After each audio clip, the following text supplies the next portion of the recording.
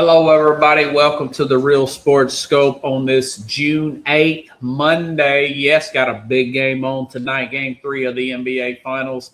Knicks and Spurs. Going to talk about, of course, Game 2. A lot of young rookie setbacks there by Wembanyama. Particularly, I want to show you that last pass here. Kind of reminded me of a young Isaiah Thomas turning the ball over against the Celtics back in the day. Big breaking news out of the college football world, though. Breeden Swordsby. Yes, you heard that right. Breeden Swordsby. You've heard me talk about him on this program before. The quarterback that got in trouble for gambling, admitted gambling, transfer from Cincinnati to Texas Tech, was granted an injunction by a judge. So he is going to be able to play this season. Now, he'll be suspended the first two games. What does this mean for the NFL stock? I'll talk about that as well. And, of course, a lot of craziness with the NBA Finals. We'll talk about Game 3. Stephen A. Smith, I think he's lying. I just think he's not being honest about there's reason why he don't want to see the president at the NBA Finals. But also, the Chicago Bears moving to Indiana, I don't really think that's a big deal. I'll talk about it in just a few minutes. Stand by. We'll take our first and only break. I'll be back here momentarily and hit the ground running here on the Real Sports Scope. Hello, Sports Scope followers. The program has seen tremendous growth since going 5 days a week. I just wanted to thank everybody for your cash contributions and sharing the program with friends and families. Just a reminder, if you want to contribute to the program, go to the Cash App, the cash sign, and Sports Scope. There are other ways to contribute to the program listed at the bottom of the screen. If you want to advertise on the program, go to Sports, that is Sports with an S, another S, Scope, SKOPE, at gmail.com, just like it's listed at the bottom of the screen. Thank you and enjoy the program.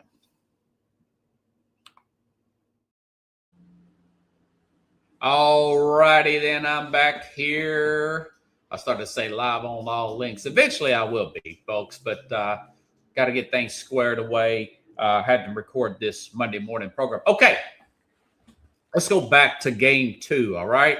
So the Spurs, an experienced team, play an experienced Knicks team that has an all for one and one for all type of game. You can see a lot of rookie mistakes. Listen, folks, if you look at the stat line here, it's pretty much right down the middle. Of course, it was just a 1-point game. But usually a team that's favored in the finals with the home court advantage that loses a Game 1, they come out like a house of fire in Game 2 and usually get the blowout win, right? But not this time around. The Spurs' largest lead was 12. The Knicks was 14 in that particular game, being the road team. But I was just looking, rebounds, 44-42 in favor of Knicks. That's practically right down the line. Points in the paint was 38-48 in favor of the Spurs. That's the only edge I really saw the Spurs with. And but you look at the Knicks had team assists 29-22, steals 11-7, 3-point percentage 38-39. I mean, it was just right down the middle, other than a few extra points in the paint.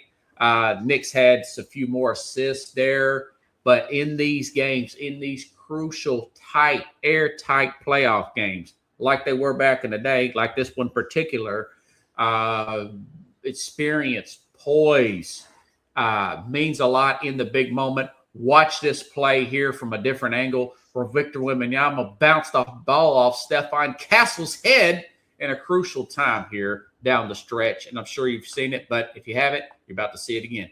Watch.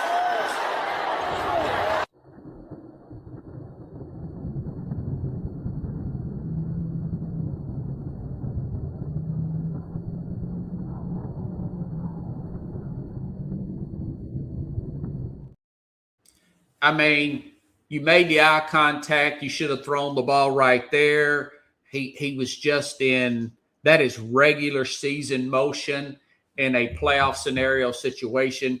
You saw Castle turn his head. He's darting. Everybody's playing a little faster.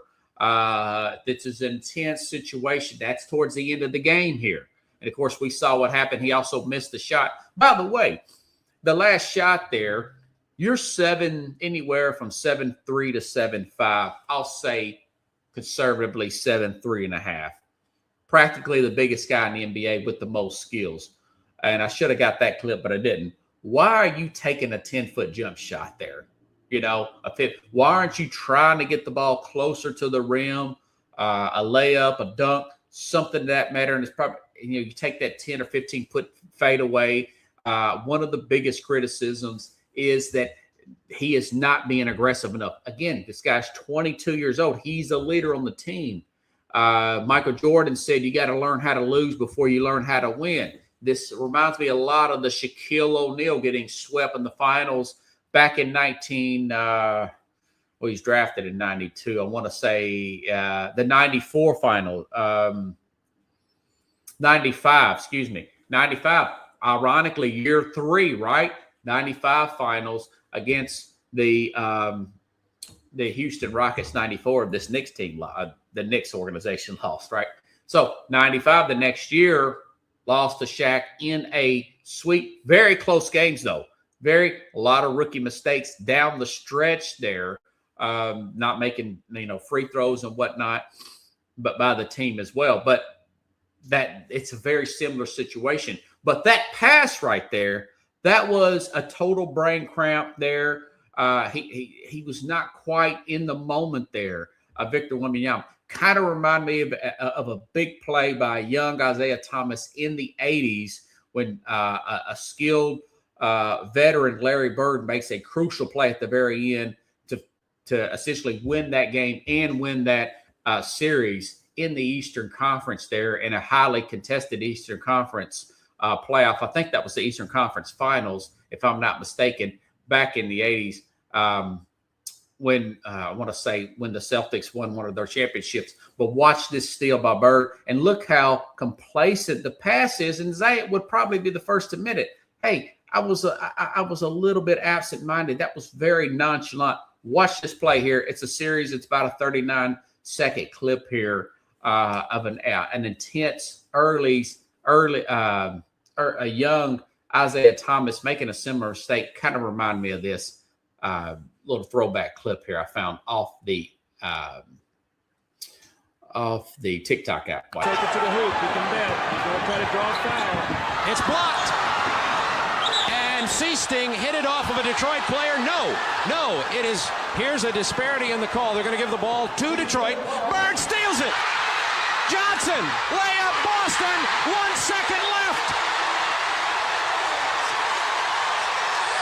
Detroit timeout. 1 second left.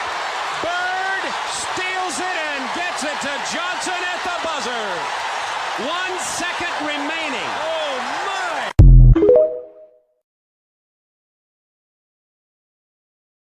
Yes, it was a great play by Bird.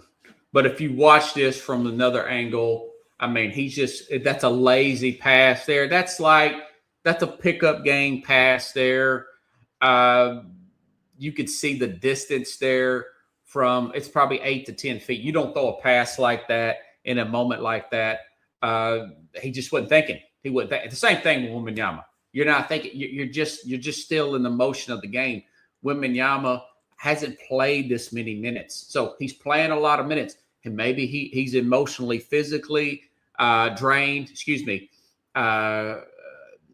Tired mentally and tired physically. He probably doesn't make that. But that's stuff you learn as you go through experience in these type of games here. This looks a lot like that Rockets Magic series from 1995, where we knew that was a very good Magic team, but they just wasn't old enough. Their lead player there, only in year 3, Shaquille O'Neal, they just didn't come through down the stretch there.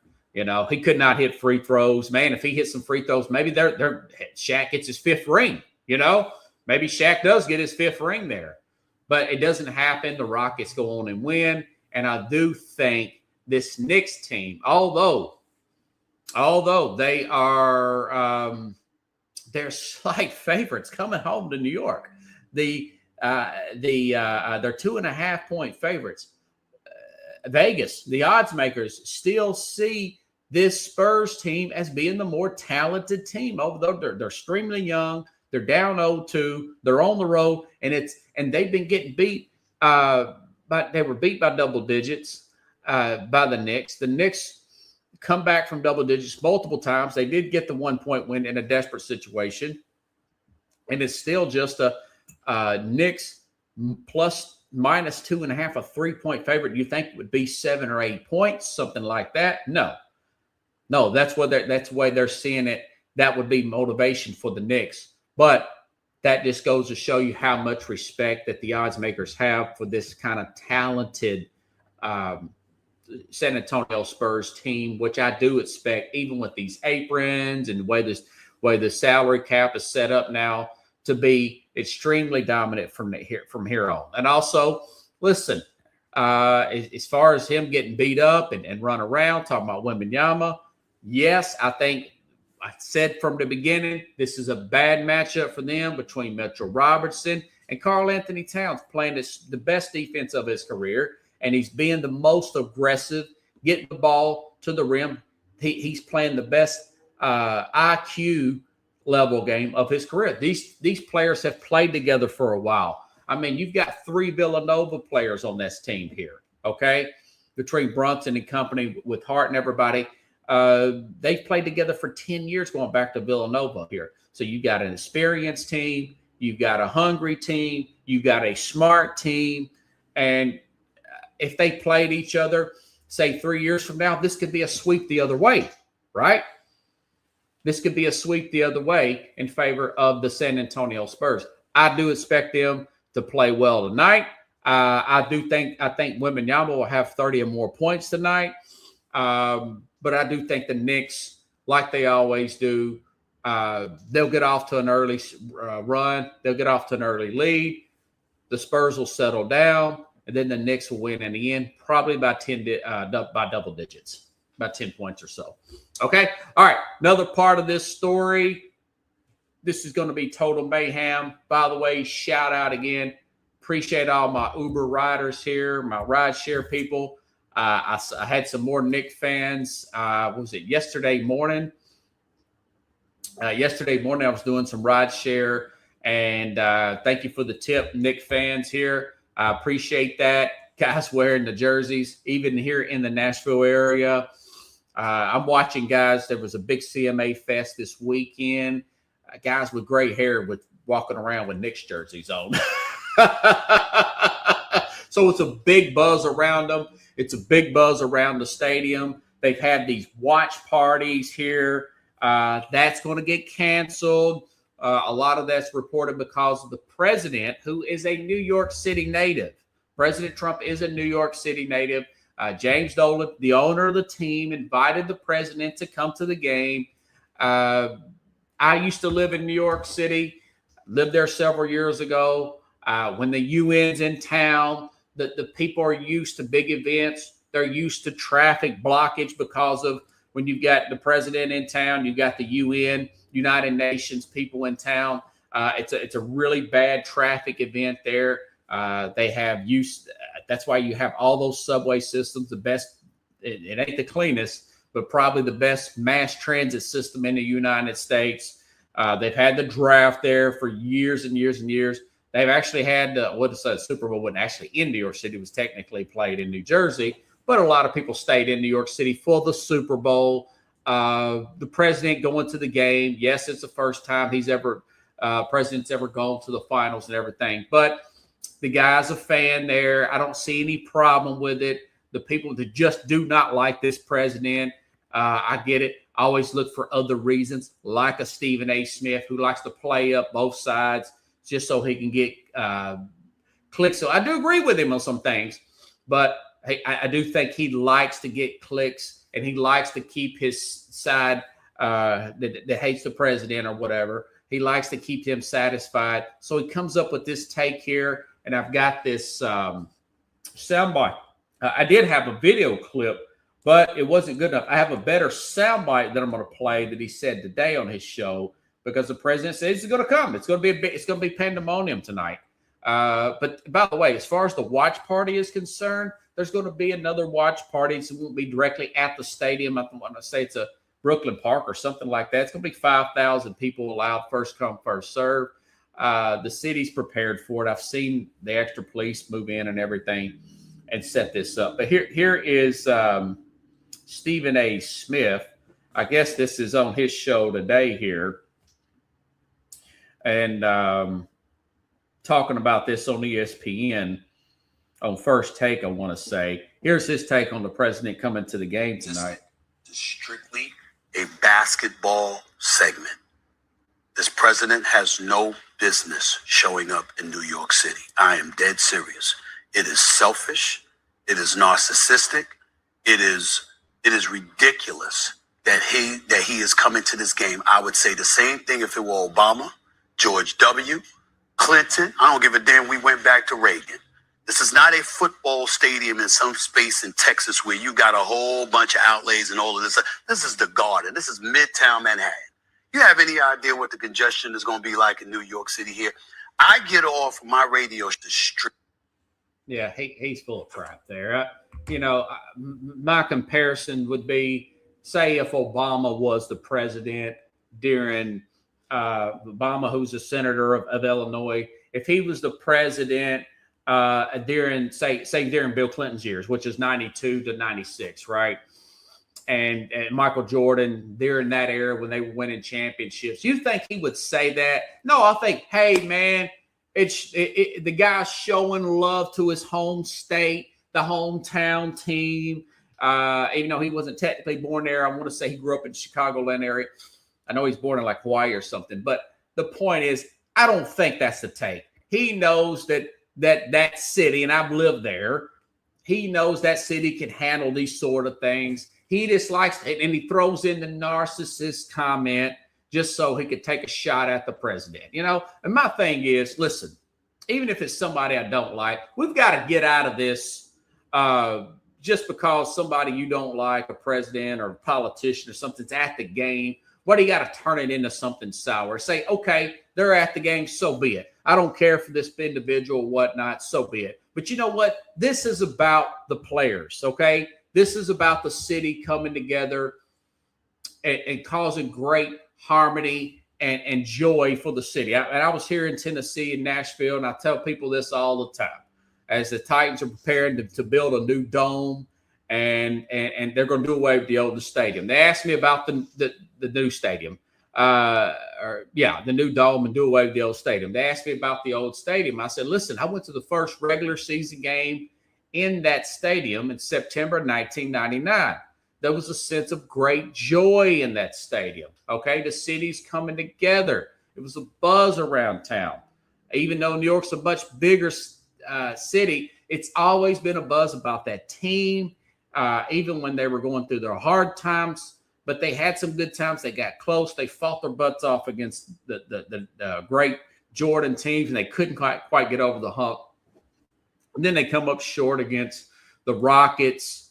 And, like I said before, I thought the Spurs championship, that was more of a chopped up season. I didn't really think too much of the 1999 New York Knicks. And then they struggled for years and years and years. We're talking well over 20 years later. This is the first NBA final game played in this arena in this millennium.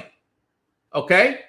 And the guy, President Trump, is from Queens. Okay? And I've got a clip here from when he was in the 90s high-fiving Patrick Ewing. Watch. Are you glad your teammates didn't come off the bench this time? I'm just glad we got the win. All right, thanks a lot. Let's go back to thinking Ewing. All right, Craig, and a lot of defense, too, because the Pacers were held scoreless in the last 2 minutes and 41 seconds after they had led 93 to 88. The Knicks scored the rest of the points. So it's them giving dapping up Patrick Ewing. That was back in the 90s there. I think we just got to get past that and keep it about the game. Keep it about the game. Keep it about all the positivity from the game. And he just want to use this to take a shot at the president. And I just think that's wrong to do so. even if it's not my president or not. That being said, okay? And I've said in the past, I don't think, the fact that the guy's actually from the city and everything, I don't think the presidents in general should invite the teams to the White House per se, because it does kind of divide. I mean, we're divided politically and whatnot. I mean, they can if you're invited, you should go. It's kind of, you respect the office, you don't necessarily have to love the candidate or whatever. But that's a different story. But overall, if I was the president, and I said, you know what? I don't want to tick the guy. I said, you guys are welcome to come. But if you got some folks, if you're divided as a team, don't really want to come, you don't have to come. I don't want to really put that division in the team per se. That's my take on the whole invite to the White House. But as far as like going to the game, the president was at the Super Bowl. There was no problem. He was at the national championship. I want to say he was at the national championship game. No problem there. And understand he's just playing basketball versus football. Stephen A., you're from New York. I've been to New York. You know they can handle these sort of things. That's a big city, a big event city. It's the most equipped city in the United States to handle these type of events. Everything will be fine. And like I said, the watch party's been moved to another location. They'll be fine. Okay? All right. So we'll see what happens when that comes afloat. Going to be a great game tonight. Electrical atmosphere with the game itself. I'm sure there'll be some boos with some cheers of the president, but that's all side. And as far as the players, they're always talking about the game itself. You could tell during the post game, pre-game sessions with the media, they're just wanting to take care of business because they don't have this series won yet. They still got to win 2 more games. They're still very businesslike, and I'm talking about the New York Knicks. All the players have said that. So, okay, now switching gears here, I got to go to this college football story, and I'll talk about the Bears Stadium in a little bit. This just broke early this morning, and I've talked about this before. Breeden Swordsby, the Texas Tech transfer quarterback with the talents to be a potential best quarterback in the 2027 draft, according to draft experts. I was trying to, Todd McShay, former ESPN draft expert that worked with Mel Kiper. Remember, I played that clip that said he could be potentially a better prospect than an Arch Manning or somebody. He's got a very strong arm. He's got a high, I want to say 67% completion percentage. But as you recall, he was granted an injunction by a judge. He was denied eligibility by the NCAA, and we were talking about who was going to draft him in the supplemental draft, in air quotes. Myself and Mad New York are discussing that. Whether the Jets or the Browns or somebody desperate may take him, and that's a moot point at this point. Now a Lubbock judge in Lubbock, Texas, has granted him eligibility. That came out today. Now, he will serve a 2-game suspension, but he will be able to come back and play. That 2-game suspension will be against ACU and against Oregon State, but he'll be back on Friday. This will be a big-time game, too. Friday, September 18th against University of Houston here. That'll be a big game for Texas Tech. He'll also get to play against the likes of Colorado, the Deion Sanders coach team, Arizona State, Cincinnati, who he used to play for, Arizona, Oklahoma State. So they've got an outside shot there. Now, they're not ranked in the top 25 like last year. They spent a lot of money bringing in players there, over $20 million in NIL money. So he's going to be able to compete here. So he's going to be in the likes of this quarterback class with Arch Manning, Dante Moore, Julian Sand. There's been a buzz about the Ohio State quarterback. Listen, he's got great receiver there. Jeremiah Smith is going to be top 5 probably pick overall. Ohio State still has a lot of talent they bring in every year. We know they lost a lot of players, Carnell Tate, a lot of those defensive players. But Ohio State's still going to be very good.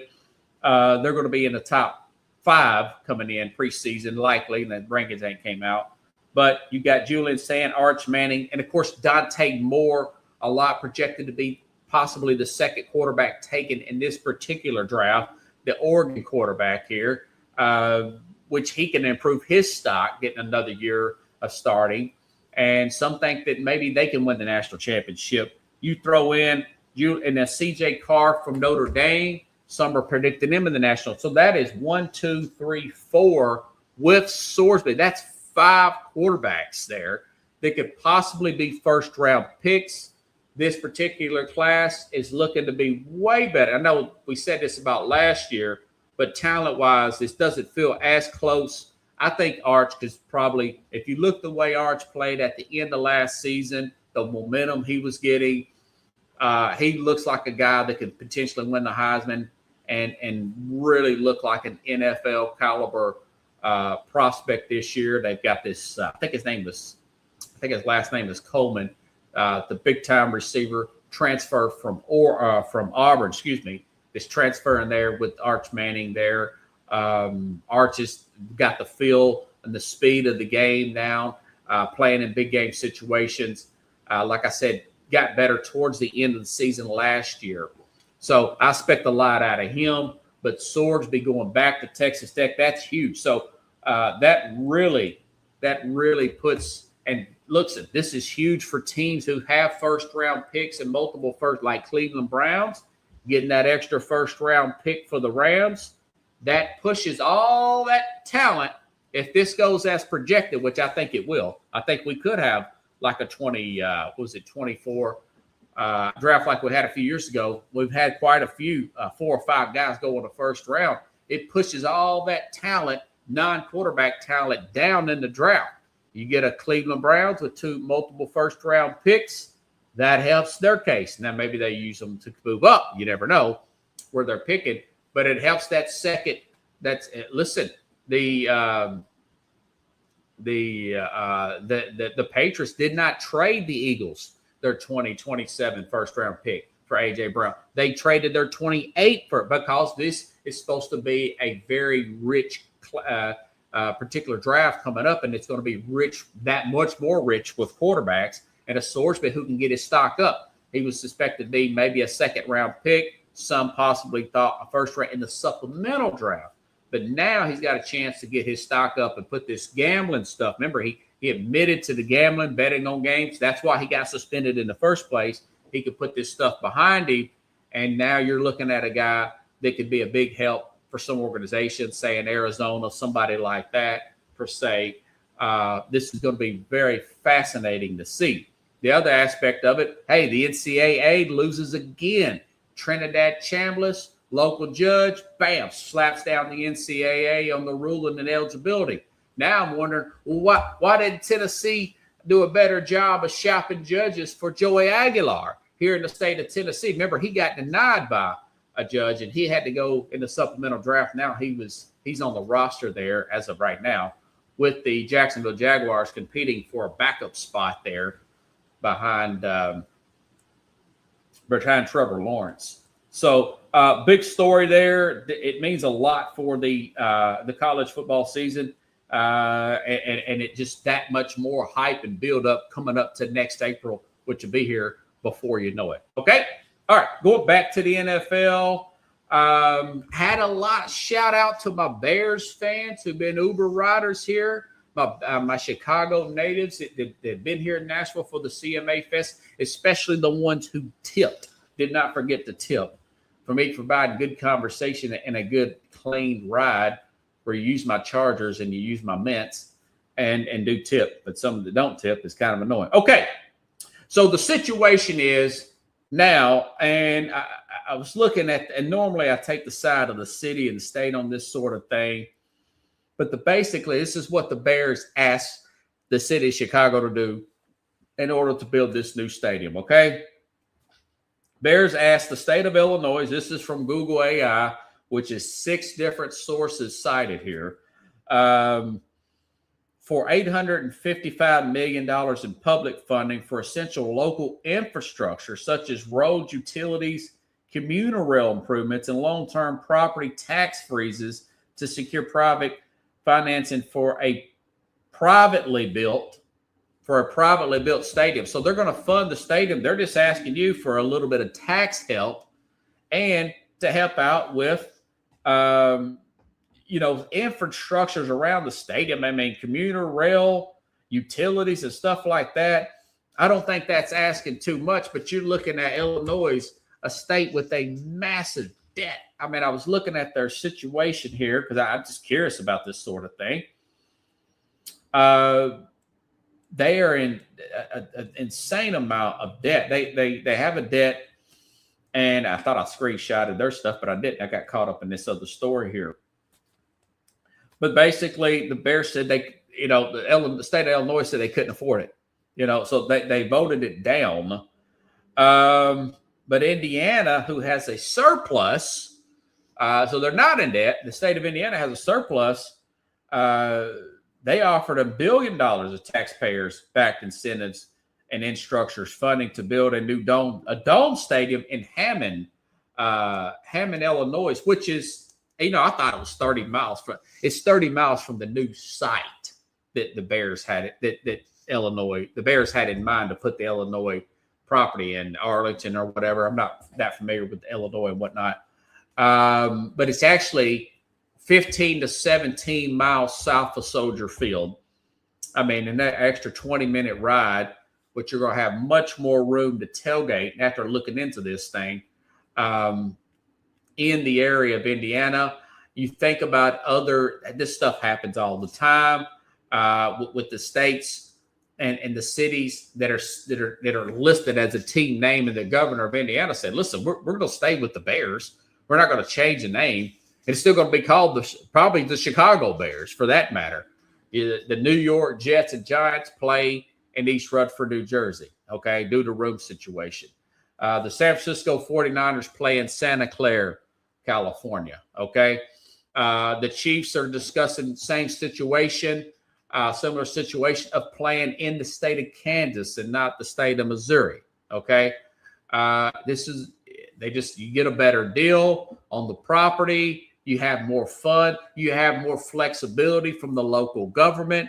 As far as the fans are concerned, I think it'll blow over. I think it'll be, oh my God. I heard Mike Greenberg say it's just not the same when the Jets moved out of New York, but he still talks about the Jets constantly. So I don't believe the ESPN personality when he talks about that, because he says my Jets this and my Jets that. He don't say I don't like the Jets anymore because they play in New Jersey. Why is Mike Greenberg a Buffalo Bills fan? They play in Orchard Park, New York. Well, because he's just talking to hear his head rattle. He's BSing. It's much to do about nothing. The Bears fans will travel. I know some fans are upset about it, but they're going to have more room for tailgate, and it's going to be a dome. Think about how windy it is in Chicago. You saw those videos with the guys with the ponchos and the ponchos blowing over his head where it was raining really hard earlier. Then the wind off of the lake. They're going to be able to do it like here in Nashville. We're building a dome. I understand that a lot of dynasties aren't dome teams, but as far as the fan experience, you're going to have a better situation there for the Chicago Bears. So I think it's a big fuss now. Later on, much to do about nothing. Okay. Boy, that was a good airtight show, 33 minutes in. So, folks, if you like the show, please share the show. Please subscribe to the channel, the YouTube, if you have not already. I'm up to 157. I want to thank my Uber riders, two guys from New York, actually. Big Knicks fans. Appreciate you guys subscribing to the channel here. They were here in town for a bachelor party, I want to say. Hooked 157 on that channel, and we're moving. Follow me at R Butler 723 on the X app here, and of course, like I said, the TikTok. Look for at the Real Sports Scope on TikTok. You can follow me there as well. Thank you. Please follow, like, and subscribe. I got to build this thing up, folks. Okay, I appreciate that. And I'll be back here talking about all these topics and more with the Mad New Yorker, and I try to get a little bit of World Cup talk in there with him as well, live here on Thursday. So Have a good Monday, everybody. We'll see you then. Enjoy the game, tonight's game. It will be a doozy. It's going to be a barn burner, if you ask me. It'll be total pandemonium. It's going to be a spectacle to see this Knicks and Spurs game. So talk to you later. Have a good one, folks.